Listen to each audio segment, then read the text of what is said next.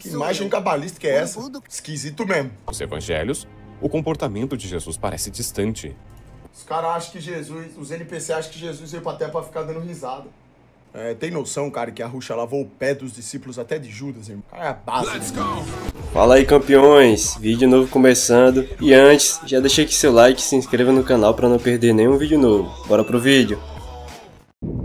Cara... Vamos lá, hein? O Jesus que nunca sorri. Vamos ver o que tá pegando O que aqui. você acha do livro Eclesiastes mandou R$5. Como é agradável a luz do dia e como é bom ver o sol. Viva alegre durante Que imagem cabalística é essa?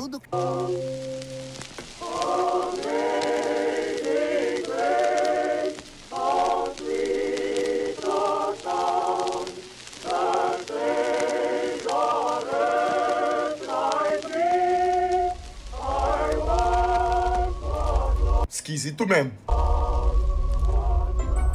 Recentemente, uma série de vídeos tem viralizado no TikTok.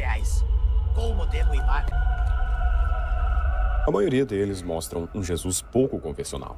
Diferente da imagem do Salvador amoroso, que geralmente é retratado em pinturas e no imaginário popular, a maioria dessas imagens Ia pegar o pinto de volta no lixo. Uma das mais antigas formas de retratar Cristo. Nas Larga a antigas mão. culturas ortodoxas, Jesus raramente exibe qualquer traço de emoção humana. Seus olhos parecem fixos. Seu semblante não se altera. Ele não ri, não chora, não se distrai. Há uma rigidez quase divina em sua expressão, como se o artista quisesse apagar tudo o que é terreno. E há uma razão para isso. Esse Jesus não veio para entreter, mas para salvar. A ausência de sorriso reflete o peso de uma missão impossível. Carregar os pecados de uma humanidade que o odiaria e caminhar para a morte, sabendo que esse era o seu destino desde seu nascimento. Esse filme é foda. Por conta dessas pinturas, uma comunidade no TikTok começou um novo debate acerca do assunto. Seria o Jesus convencional uma grande farsa? Seria ele um homem mais sério, de poucas palavras e firme em suas ações? Ou um Jesus amoroso, sorridente, como ele é retratado em representações mais modernas? O argumento em geral é que em várias passagens dos evangelhos, o comportamento de Jesus parece distante. Os caras acham que Jesus, os NPC acham que Jesus veio pra terra pra ficar dando risada. Risada você dá na minha live, irmão. Essa desgraça cheia de fracassados, que graças a Deus estão aí pra nos fazer rir e lembrarmos que não somos os únicos. Quase impenetrável. O primeiro Lembrar que argumento tem dessa gente muito comunidade pior. está no livro de Mateus. Ele conta o momento em que um discípulo se aproxima e pede permissão para enterrar o próprio pai antes de segui-lo. Jesus o interrompe sem piedade e diz: "Segue-me e deixe os mortos sepultarem os seus mortos." Nenhum mestre comum diria isso. É uma frase cruel para os ouvidos humanos. Há também um episódio da mulher cananeia. Ela implora que Jesus cure suas filhas. Mas ele responde com frieza: "Não é bom tomar o pão dos filhos e lançá-lo aos cachorrinhos." É uma fala dura e quase humilhante. Ele a compara a um cão que não Cananeia? seja o dia. Pesado, né? Mas lembra que esse é apenas o versículo e logo mais eu vou explicar. Foi estompada. Em outra ocasião, ao se aproximar de uma figueira sem frutos, ele a amaldiçoa. "Nunca mais coma alguém fruto de ti." E a árvore seca na mesma hora. Mesmo com sua família, Jesus mantém distância. Quando avisam que sua mãe e seus irmãos o esperam, ele responde: "Quem é minha mãe e quem são meus irmãos?" E aponta para os discípulos: "São aqueles que fazem a vontade do meu Pai." No capítulo 6 do livro de João, temos um dos discursos mais polêmicos e enigmáticos de Cristo, o chamado Discurso do Pão da Vida. Nele, Jesus diz algo que choca a todos que o ouviam. Em verdade vos digo, se não comerdes a carne do Filho do Homem e não beberdes o seu sangue, não tereis vida em vós mesmos. Imagine o impacto dessas palavras para um público judeu. Naquela cultura, beber sangue era uma das maiores proibições religiosas. Mas Jesus fala de comer a sua carne e beber o seu sangue como condição para a salvação. É um discurso que rompe completamente com a lógica humana e religiosa da época. O resultado é imediato. É claro que não, ô Coreinha. as pessoas começam a murmurar, até seus próprios discípulos, não os 12 apóstolos, mas os muitos que o seguiam, começaram a se escandalizar. Eles dizem: duro é este discurso. Quem o pode ouvir? Jesus percebe isso, mas não muda o tom, não suaviza suas palavras, não tenta explicar de forma agradável ou simbólica. Ele E a Ruxa não perdia a postura por nada, nem quando foi tentado no deserto. apenas responde: isto vos escandaliza? Que será, pois, se virdes o Filho do Homem subir para onde estava primeiro? E então, o texto diz: desde então, muitos dos seus discípulos tornaram atrás e já não andavam com ele. E é neste ponto que ocorre uma das frases mais marcantes do Evangelho. O momento em que resume o caráter implacável de Cristo diante da rejeição. Então disse Jesus aos 12: porra é essa? querei vós também merda. retirar-vos? Nenhum pedido, Sai daí, irmão. nenhuma tentativa de convencimento. Tá de Apenas a brinca- pergunta seca e Patetical direta. mandou R$5. Ou seja, ele não esperava Samantha aprovação mandei o social link do alguma para vídeo falar a do verdade, TikTok e nem você mesmo de seus ignorou. discípulos. Por mais que ela doesse e irritasse as pessoas em sua volta, ele falava o que tinha que falar.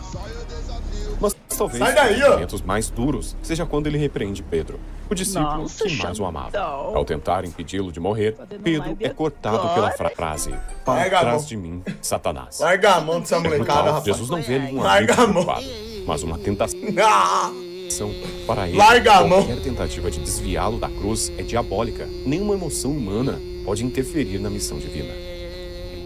Nas palavras contra os fariseus, Jesus Deus também abençoe, não irmão. mostra piedade. Acabei Ele de voltar chama da academia. sepulcros Boa, Gui. caiados, Tamo belos junto. por fora, mas cheio de podridão por dentro. Ó, vai tomar no teu Denuncia os cu, hein, maluco. religiosos Vai tomar hipócritas no teu que se cu, escondem filha atrás da de puta. aparências. Suas palavras são lâminas, afiadas, diretas, cortam o orgulho humano sem anestesia. Durante as bodas de Caná, sua mãe o Larga a chama mão. dizendo que o vinho acabou e ele responde: mulher, que tenho eu contigo? A frieza dessas palavras ecoa como uma separação simbólica entre o humano e o divino. Jesus, ao se dirigir a Maria dessa forma, demonstra que o laço entre eles não é mais o de mãe e filho, é o de criador e criatura. Você tá maluco, irmão? Sobra nada. Quando Jesus entra no templo de Jerusalém e encontra o pátio transformado em um mercado, ele fica profundamente irado. Homens vendiam bois, ovelhas e pombas, cambistas trocavam moedas sagradas por dinheiro comum, e o local que deveria ser o centro espiritual do povo havia se tornado um símbolo da corrupção religiosa. Então, em um gesto completamente contrário à imagem do Jesus manso e pacífico, ele faz um chicote de cordas e parte para cima deles. Expulsa E toma chicotada. Morféticos. os comerciantes, derruba mesas, espalha o dinheiro pelo chão. E há ainda o episódio em que ele amaldiçoa as cidades que o rejeitam: Corazim, Betsaida Isso daí é pra quem acha que Messias tá de brincadeira, ó. e Cafarnaum, junto com sua famosa frase: Gabriel mandou não R$5. penseis que vim trazer paz à terra. Salve, Super, Não vim tenho trazer 18 paz, anos mas e a estou espada. fazendo Toma aí, lavagem ó. a domicílio. Pode dar uma seguir no Instagram.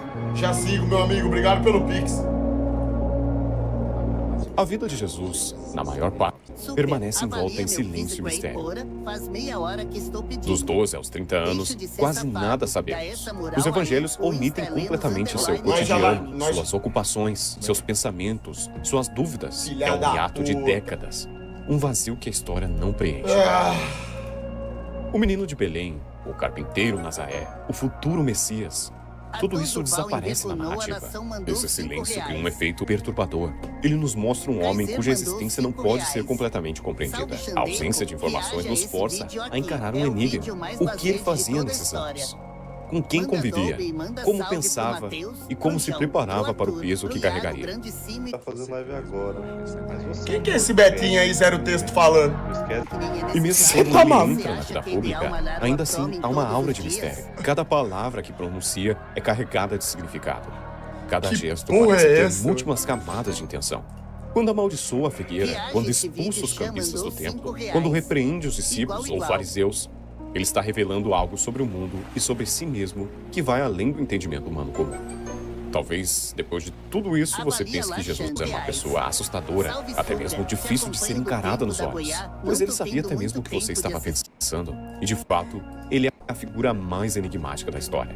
Mas tudo o que Cara, ele fala, envergonhou a por mais nação grosseiro brasileira. que pareça nos dias de hoje, tinha um significado e eu Só pra explicar você. agora. Nem está consciente. Mas primeiro, Você precisa entender que tudo o que você vê no mundo e acha valioso nele, para Jesus, isso não significa absolutamente nada.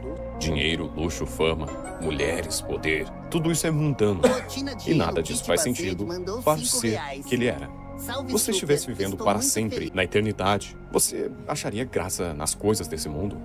Por isso, um homem como ele que viveu a eternidade é muitas vezes incompreendido, pois as pessoas estão completamente presas a esse mundo. No episódio em que ele não deixa um dos seus seguidores enterrar seu pai, à primeira vista parece rude ou cruel. Mas o discípulo, ao ser chamado por Jesus, é convidado a entrar na vida eterna. Aquele que tem um propósito eterno, que transcende costumes humanos, tradições ou laços familiares. E nesse chamado, não há espaço para adiamentos. Voltando ao episódio que ele compara a mulher com vira-lata, o cachorro. Na cultura judaica da época, cachorro era um termo depreciativo para estrangeiros. Para qualquer ouvinte moderno, soa humilhante. Mas é exatamente esse choque que faz o episódio tão profundo. Jesus não está simplesmente sendo rude, ele está testando a fé da mulher, expondo sua persistência e sinceridade. Ele não oferece compaixão imediata. Ele quer ver se ela realmente acredita no poder dele e se mantém firme diante da rejeição aparente. E é aí que a história se transforma em algo quase filosófico.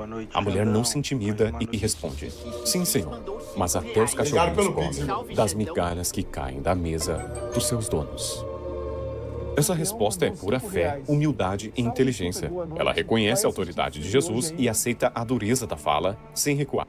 E é justamente por isso que ele a elogia e concede o pedido. A sua filha, então, é curada. Deixar engatilhado aqui. Quando Jesus amaldiçoa a figueira, nunca mais coma alguém fruto de ti. Parece injusto, afinal é uma árvore, ela não fez nada de errado. Mas a ação não é literal. A figueira representa aqueles que aparecem vivos por fora, mas estão espiritualmente vazios por dentro. Folhas verdes sem frutos. Uma aparência de vida sem essência.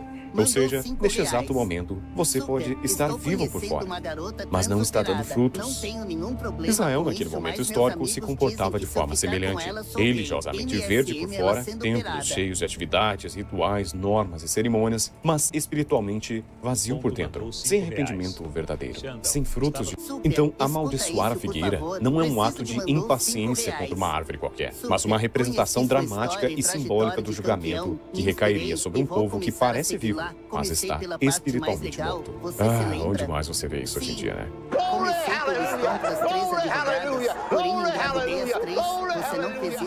E quando ele diz, quem é minha mãe e quem são meus irmãos? Em seguida, ele aponta para os discípulos que o rodeiam e diz, são aqueles que fazem a vontade do meu Pai. Essa resposta é uma negação radical da vida doméstica. Ela mostra que, para Jesus, laços de sangue não determinam prioridade, nem mesmo o vínculo com sua mãe que o criou. A família física, para ele, é secundária diante da missão divina. O critério que define quem é o próximo ou importante não é herança genética ou amor natural aos títulos familiares. É a obediência à vontade de Deus. Jesus ensina que o verdadeiro amor não pode se limitar à família, aos amigos ou aos que nos tratam bem. Ele aponta uma verdade desconfortável. Até os gentios e publicanos, considerados pelos judeus como pessoas ímpias e corruptas, tratam bem aqueles que amam. Jesus está dizendo que a moral humana é insuficiente. Ser bom apenas com quem é próximo ou conveniente é fácil e comum, e até os maus fazem isso. O desafio que ele impõe é universal e absoluto. Devemos agir com bondade e justiça, mesmo quando não há reciprocidade, mesmo com os inimigos, mesmo com aqueles que nos desprezam. Essa postura revela que Jesus não se limita ao comportamento social esperado. E quando ele foi supostamente grosseiro com sua mãe, também é preciso interpretação. Essa resposta causa estranhamento até hoje. A forma como ele se dirige à própria mãe, chamando-a de mulher, soa frio e até ríspida, mas o peso dessa fala vai muito além da aparência. Na cultura judaica da época, o termo mulher não era ofensivo, mas, vindo de um filho, rompia com o tom íntimo e familiar que se esperaria. É como se Jesus estivesse, naquele momento, se desligando do papel de filho terreno para assumir definitivamente o papel de filho de Deus. Ele não fala como um homem comum falando com sua mãe. Ele fala como o Messias, lembrando que é um propósito maior em curso. E ao dizer, ainda não é chegada a minha hora, ele deixa claro que seus atos não seriam movidos por emoção, afeto ou obrigação familiar, mas pelo tempo divino. Mas mesmo assim, ele obedece, transformando a água em vinho. Então, os argumentos que Jesus era um cara sombrio e assustador caem por terra. E apesar de ele ser um homem muito firme, que não se importava em desagradar os outros, também demonstrava várias vezes atos gentis e amorosos. Quando os fariseus trazem uma mulher pega em adultério, prontos para apedrejá-la, Jesus simplesmente diz: aquele dentre vós que está sem pecado, seja o primeiro a tirar a pedra. É uma cena de misericórdia pura. Além disso, ele toca leprosos, cura cegos, conversa com prostitutas e senta-se à mesa com cobradores de impostos. Gente que era rejeitada por toda a sociedade. Nenhum mestre judeu faria isso, mas ele fazia sem hesitar. Mesmo sabendo que seria traído, Jesus lavou os pés de todos os discípulos, inclusive os de Judas. E em diversos outros momentos se mostrou ser um homem gentil. Em João 11, há um versículo mais curto e talvez um dos mais poderosos de toda a Escritura. Jesus chorou. Xandão, você viu a nova série Donos do Jogo? A Mel Maia... Tem noção, cara, que a Ruxa lavou o pé dos discípulos até de Judas, irmão? Cara, é a base de demais. Ele sabia que Lázaro ressuscitaria minutos depois, mas ainda assim chorou. Isso revela algo profundo. Ele não chorava pela perda em si, mas pela dor humana, pela tristeza das irmãs, pelo sofrimento que a morte causa àqueles que amam. É o pranto da empatia. Ele se comoveu com o luto humano. Então, essa figura de Jesus totalmente assustador não faz muito sentido. Mesmo assim, não existe nenhum versículo que diga explicitamente que Jesus sorriu ou riu. Nenhum. Isso não significa que ele nunca tenha sorrido. Jesus é retratado frequentemente chorando, advertindo, ensinando ou sofrendo, mas nunca rindo. E isso não porque ele fosse incapaz de alegria, mas porque sua vida inteira foi vivida com um propósito maior que o prazer momentâneo. Ele carregava um fardo insuportável. Cada passo seu era consciente, como se sabesse que o destino final é a cruz. Quando ele fala, se possível, Pai, afasta de mim esse cálice, demonstra que ele não queria isso, mas mesmo assim estava fazendo a vontade de Deus.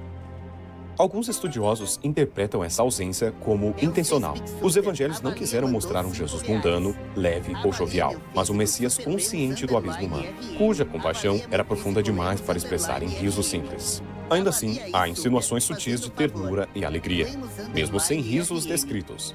Por exemplo, quando ele acolhe as crianças. Há um clima de afeto, de calor humano. Ele as abraça, impõe as mãos e as abençoa. É impossível imaginar essa cena sem um semblante gentil, talvez até um sorriso. Ou quando ele transforma água em vinho nas bodas de Caná. Um gesto simbólico de celebração. Obrigado pelo superchat, ô João. Ainda que o texto não diga que ele sobrenatural. Sorriu, o contexto é de festa, comunhão e vida.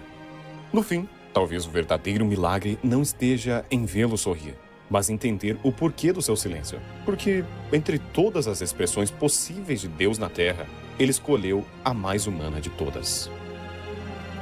A dor. Vídeo bom pra caramba, hein? Let's go! Boom, bang, you talking to blank. I'm dedicated until I die. I'm on my own.